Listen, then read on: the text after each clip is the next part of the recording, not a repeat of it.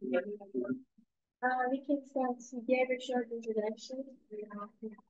Okay. Thank you all very much. My name is Zhun. I'm a Marxist researcher that mostly studies the Chinese political economy. It's a wonderful opportunity for me to visit the great city of Istanbul in person. It's also great to meet all the comrades Jamil, comrade Onur, and other comrades at the great Polen Ekoloji Institute here in the city. It's a great honor for me to have the chance to speak here with the comrades here, and also to other audiences, either in the room or in the Zoom meeting. And also thanks to the comrades' efforts here to translate and produce a book that I wrote before called From Commune to Capitalism in English. The book is a footnote to the dramatic changes in the Chinese political economy since the late 1970s and early 1980s. And today, I'm going to briefly talk about something that's larger than what the book itself is about, which is the general changes in the Chinese political economy after 1980. So let me share my screen.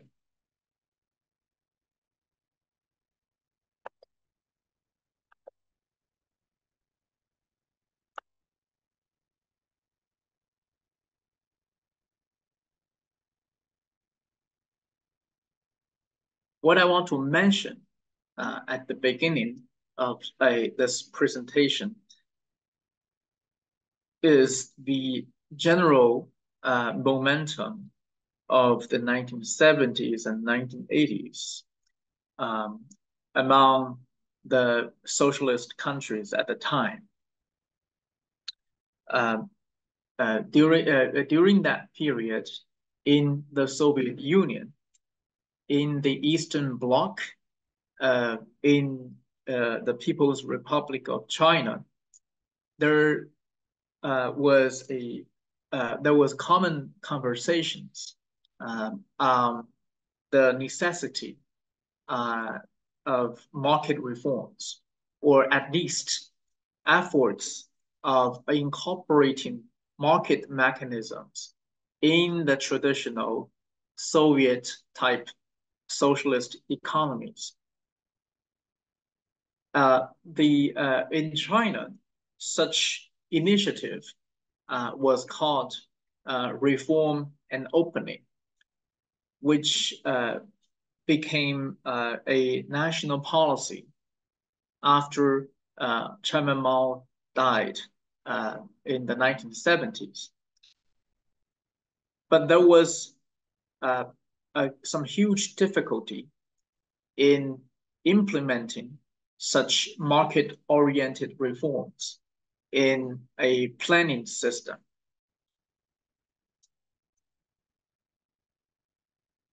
Anyone who has some knowledge in a planned economy would know that within the planning system, it's very hard to just bring in a market mechanism for one thing without changing other factors.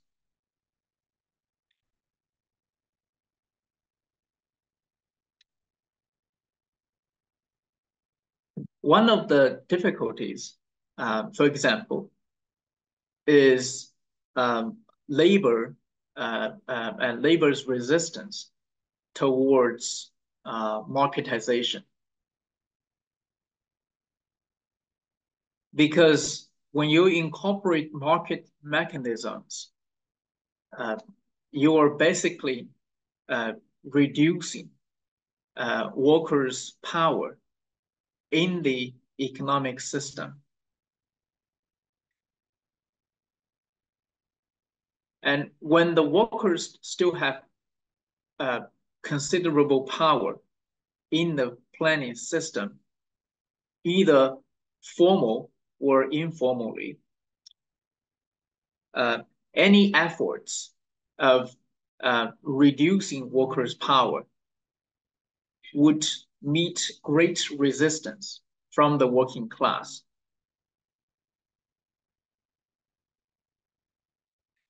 In some of the examples, when the central government in Soviet Union and also China, when they try to introduce market mechanism by increasing the so-called autonomy of the enterprises,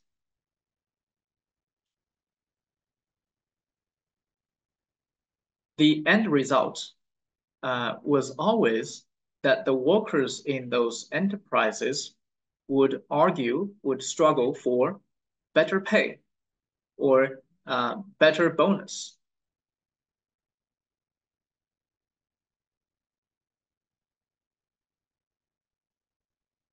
And such responses are, of course, not compatible with the goal of, let's say, reducing workers' power in such systems.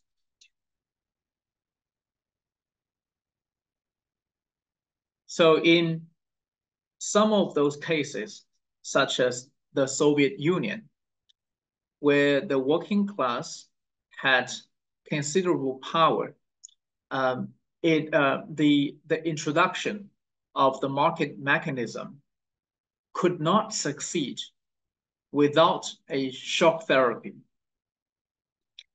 that in a very short time, they dismantled the entire planning system, the entire socialist economy.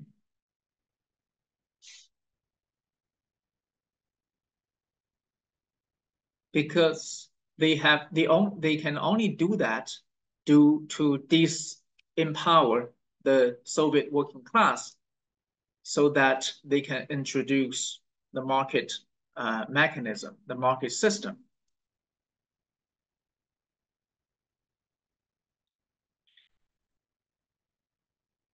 In China, the situation was different.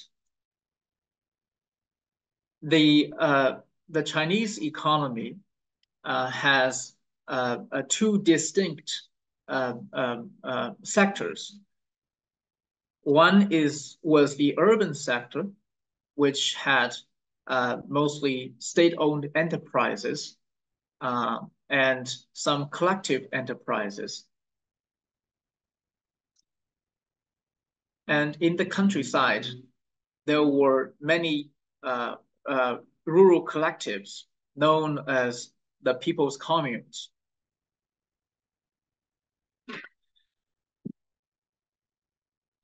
Due to historical factors, there was a huge difference in terms of income and material environment between the urban and rural societies.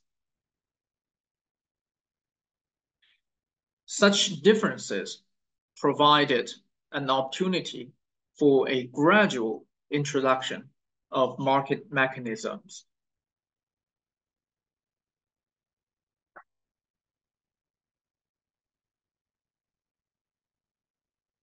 The Chinese government first tried to implement a market reform in the countryside. which was mostly between 1980 and 1984. In such rural reform, they dismantled the People's Commune and basically allocated the collective land into individual household plots.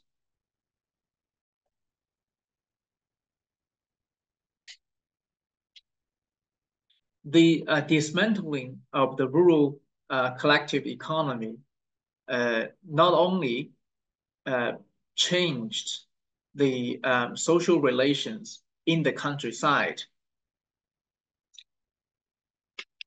and destroyed much of the accumulated assets and wealth from the collective period.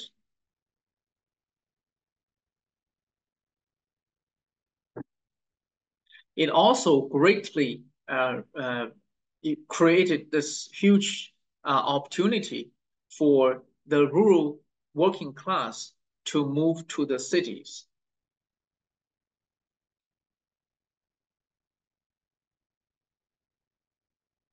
Because of the income differences, it was very attractive for the rural working class to move to the cities to work in new private businesses.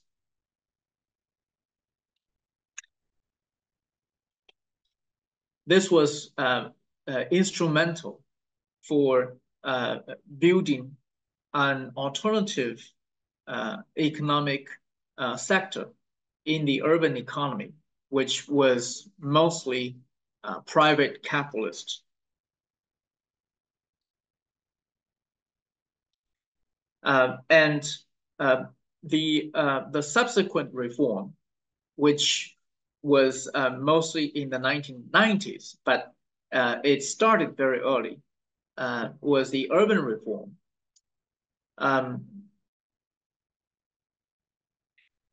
Although it was very hard to reform the urban economy because the urban workers had considerable power in that socialist economy. But with the rural labor moving from the countryside to the cities, this created an historical opportunity to reform the urban economy, because there would be replacement and there would be competitors with the urban workers.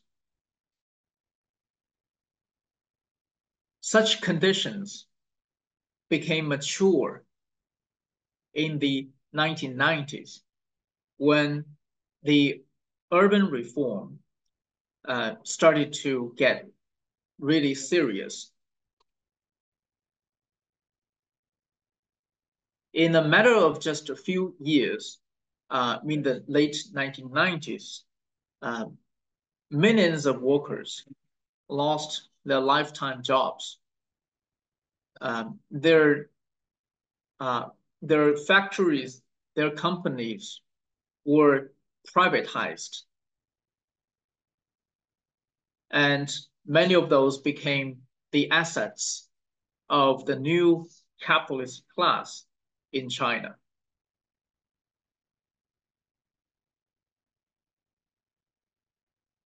And this was the peak point of the so-called neoliberal reform in China.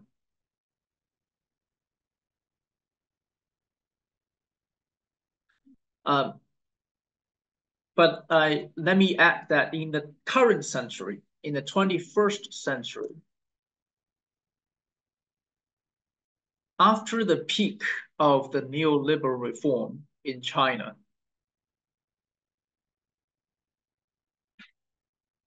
there have been very interesting and very clear policy changes that cannot be considered as neoliberal.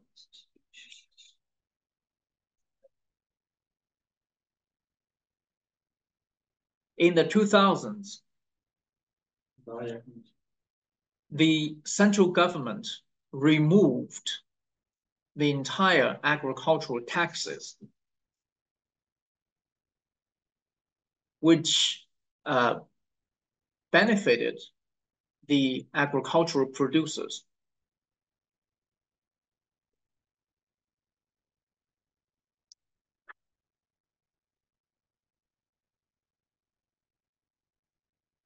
Also in the 2000s, there was a new labor contract law with all its limitations. The labor contract law was an effort of regulating the labor market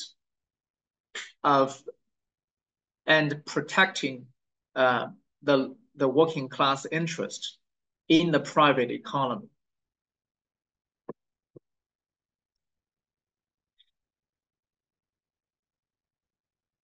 What we also observe during this period, from the 2000s to 2010s, was that China had some major labor struggles in different types of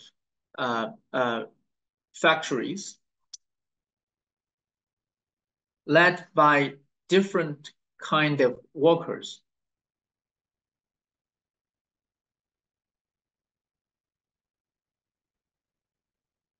And partly in response to those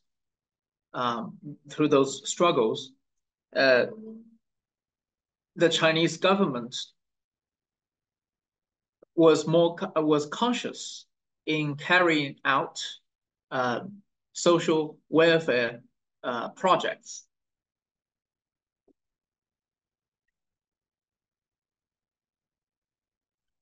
And in the last decade, China had this remarkable campaign to eradicate poverty in the country.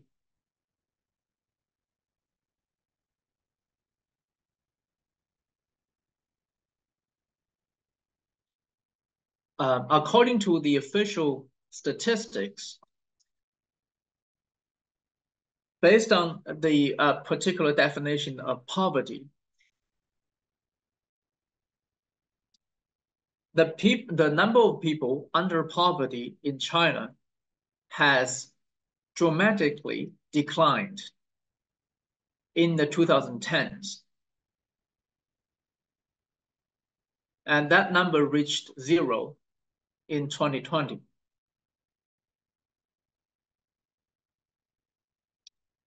We, of course, know that the poverty as a social issue cannot be eradicated in the market economy. But at the same time, the efforts from the government, the campaign to reduce poverty was real. So the Chinese political economy at this point reflects two contrasting approaches, two kinds of movements. There is this already existing and very strong capitalist class,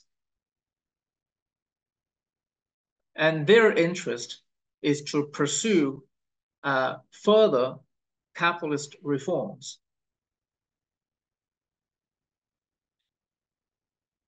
At the same time, the Chinese working people has made many other demands. And there has been widespread complaints and discontent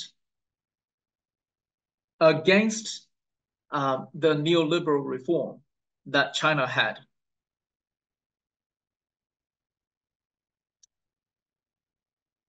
So the Chinese economy and the social relations at the current point is still at a crossroad.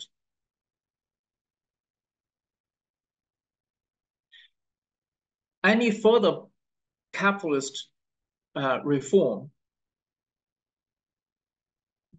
currently would meet great resistance.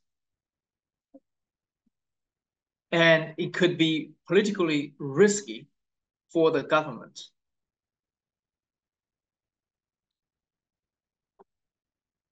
So it could be considered as an impasse, and that different forces are all at play in China at this moment.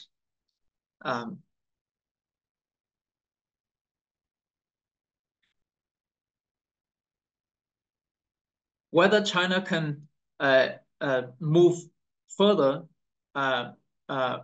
towards the socialist path, or would move to the capitalist path, remains to be seen.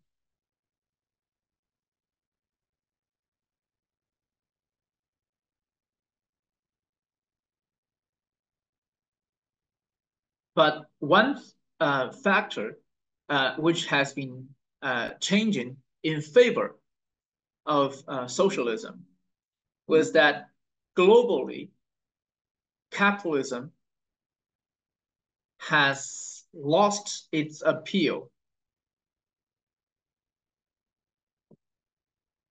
With the crisis we see in the current world, with all the problems in capitalism, we are in a different historical moment, which is very different from the momentum that we mentioned, which was the drive for more markets in the former socialist countries.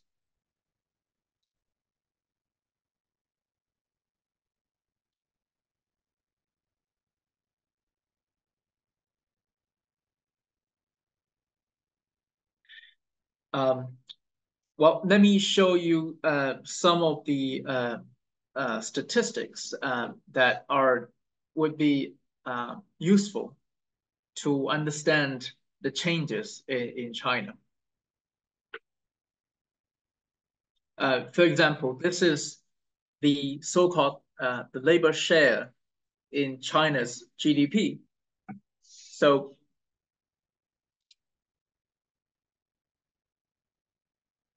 for 100 units of product, how much of those would go towards the laborers? As you can see, there was a clear decline of the labor share in the early 2000s. But there has been a reversal of that trend since the late 2000s. And that trend largely persisted in the 2010s.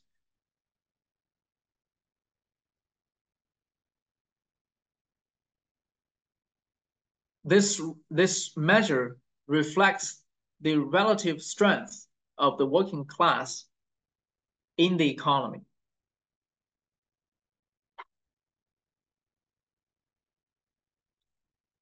And this is the official poverty headcount.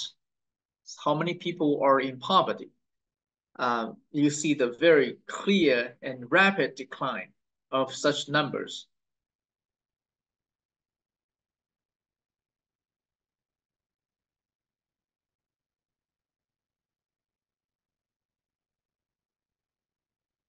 And in terms of the difference between rural and urban working people, if you compare the urban disposable income versus the rural disposable income, you can see that between 1980s and until the late 2000s, the ratio has been going up.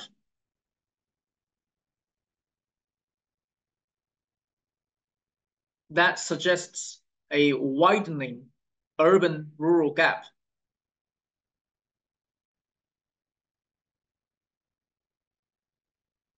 But after the late 2000s, there was a noticeable decline in such a ratio.